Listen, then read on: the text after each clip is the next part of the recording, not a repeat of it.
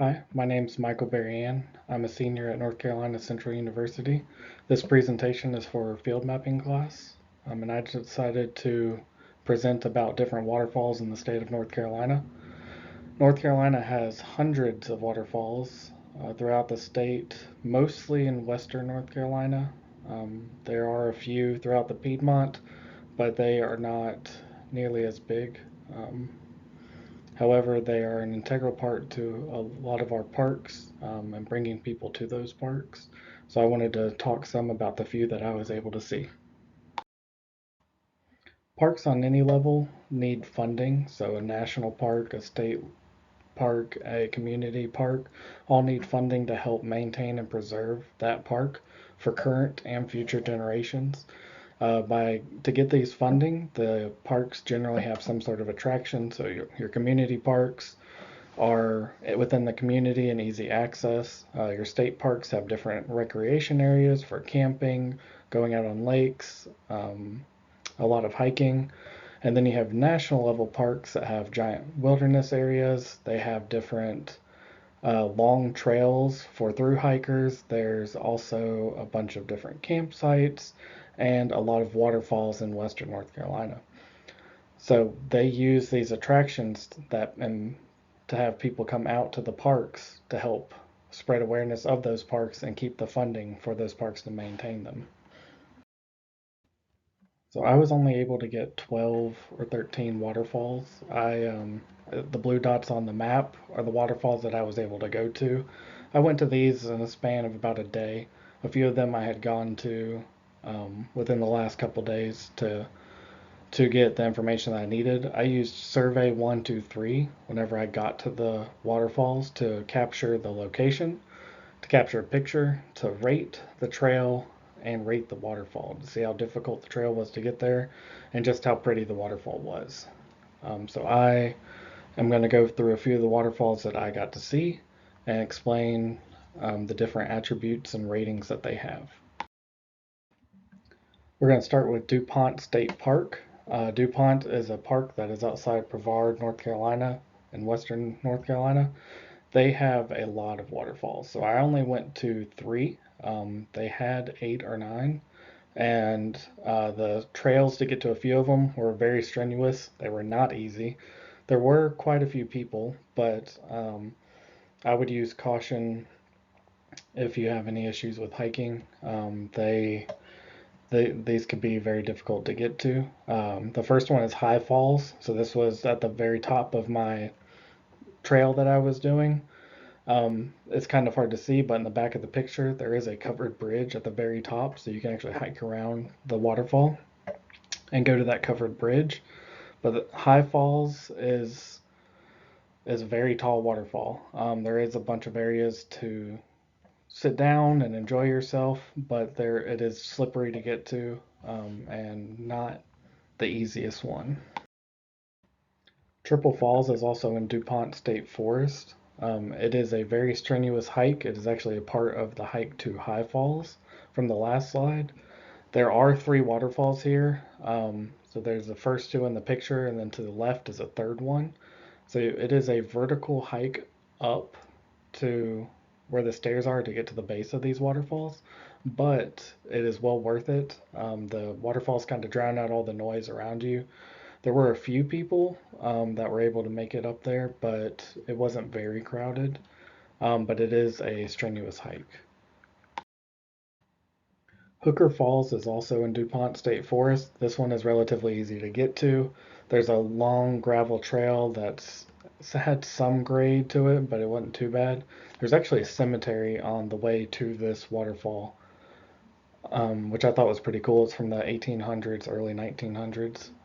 There's also a bunch of information about this waterfall. So this is actually from a dam, man-made dam, from the Hooker family that owned the property before the state bought it. They had a mill here, and they used this dam to power their mill. This was an easy hike to get to, but there is limited parking. This is Looking Glass Falls. This is in Pisgah National Forest. It is above Brevard and the DuPont State Forest. This waterfall is very accessible. It is right off the road. There's some stairs down to the base of the waterfall. You can't get too close to it, but there is a lot of people. So we actually had trouble finding parking here, because it is just the side of the road parking, and there was probably 50 people trying to see the waterfall. There is a viewing area, but I recommend if you're driving through Pisgah National Forest just to stop and look at it. It was a very amazing waterfall. So I added this waterfall in because I thought it was an interesting location. So it is a tourist attraction. It is at Emerald Village Mines, and they are just like your gem mining things that you can do in the mountains. But they do have a whole tour of the old mines, and you're able to go into a cave, and it's pretty cool. They did have this waterfall there, along with a few other ones, and it was a really nice experience. And we also got to do some gem mining while we were there. So I recommend if you're near Little Switzerland, this is located probably about 15 minutes away. Little Switzerland is also a nice little mountain town that has some awesome views and some food. This is Harper Creek Falls. So there's actually a big waterfall at the end of this river. I didn't picture that one because it's kind of hard to get a picture of that waterfall unless you hike through a bunch of woods to get there. But the Harpers Creek Falls has 5 different sets of waterfalls, and this one probably had like 7 in it. And this is called Bard Falls, but it's all along the northern Harpers Creek. They also have Lost Cove Falls, and this was a great place to go. The trail in total was 11 miles, so there was a lot less people there, but it was quiet. It was next to a river almost the entire time, and there was plenty of views to see with waterfalls. I recommend this to anybody. It is right outside of Linville Gorge, so it's not too far away, but it is still a couple hours from Durham. But I recommend anybody going here. This is Moore Springs Fall. It is actually right off the road under a bridge at Hanging Rock State Park. There was an old mill here that was powered by the river and the waterfall. It is an easy hike to get to. It's not much to see, but it is definitely a cool little place to stop off on. This is Torrey's Falls in Hanging Rock State Park. There is also a Torrey's Den, which is along the same trail if you keep going. It's a den that goes about 15 feet back into the rock side. You cannot access this waterfall because it is over a small gorge and you cannot get to it, but it is a short trail and relatively easy to get to. This is the Upper Cascade Falls in Hanging Rock State Park. This was very easy to get to. It's a very well maintained trail. The steps down to the base were they were mostly rocks, so they could be slick if it's raining. But there was a great viewing area where you can see the entire waterfall. There was also another area that you could go down to that's kind of off trail, and it was very strenuous and very difficult to get to.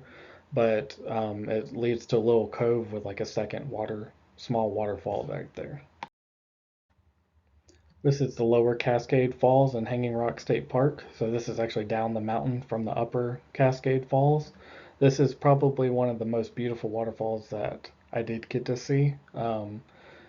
It has a rock overhang on the left that hangs over, and that pool in front of the waterfall you can actually swim in. It's not deep at all. It ranges anywhere from a few inches all the way down to about 3 or 4 feet. It was There are a lot of people that come here. When I was there, I got lucky. There wasn't anybody. I actually went back recently, and there was about 20 people there. It's a very easy hike to get to it. There is 186 stairs though, so keep that in mind whenever you have to go back up. I actually didn't know that this park was in northern North Carolina until I was looking for different waterfalls in my area. This was a very short hike to it. It is an awesome waterfall, and there's actually a whole swimming hole in front of it. If you continue down the trail, it also connects to the Mayo River, which is a very wide river, probably 60 to 80 feet, and you can actually kayak down it and swim and fish.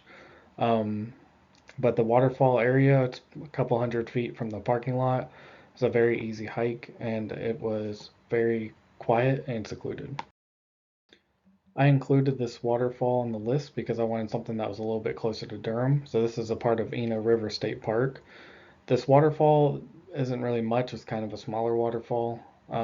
But the trail that goes through the Eno River State Park is fantastic, and I recommend it to many people. There are many swimming holes and different areas for you to go to. As you can see by the search results in All Trails app, there are a lot of waterfalls around us. I plan on adding a few more to my Esri story and to my map, but I wanted to give people information in case they wanted to go look at other waterfalls in the areas and not just the ones that I went to. There are quite a few, and I use All Trails app because it does have a waterfall selection, and it will show you everything that's available. I just wanted to raise awareness for all of our parks around us, and I think waterfalls are a great way to bring people in.